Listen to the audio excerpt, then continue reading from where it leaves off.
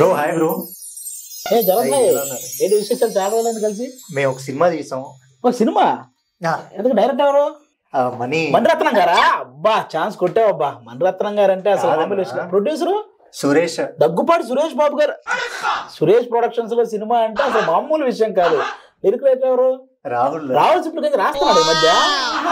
ఓహో అలా వచ్చారా? ఇంతకు music director Rahman. Music direction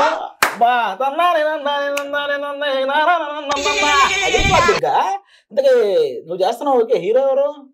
Ram Charan గారు. ఏమి కాంబినేషన్ అబ్బా. సురేష్ ప్రొడక్షన్స్, రెహమాన్ గారు, రాహుల్ సిప్లిగంజ్ రైటింగ్. ఇవన్నీ కాదన్న, ఒకసారి వింటావా నువ్వు నేను చెప్పేది?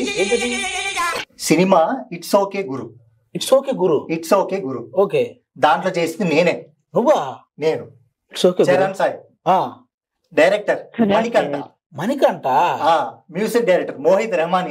మోహిత్ రెహమాన్. ప్రొడ్యూసర్ మా సురేష్ గారు. సురేష్ అంటే సురేష్ బాబు కాదు కాదు. ఓకే, సురేష్.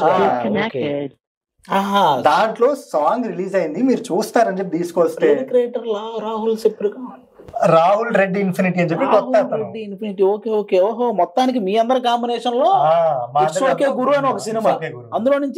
అందులోంచి లిరికల్ సాంగ్. ఓ సూపర్, అది సూపర్ అబ్బా. ఇట్స్ ఓకే గురు కాదు, ఇట్స్ డబల్ ఓకే గురు. అలా ఉంది సాంగ్. లిరిక్స్ గానీ, అలాగే మెయిన్ విషయం సిద్ధార్థ్ గారు పాడడం. సిద్ధార్థ్ గారు ఆల్మోస్ట్ మన అందరికి చాలా చాలా చాలా ఫేవరెట్ పర్సన్.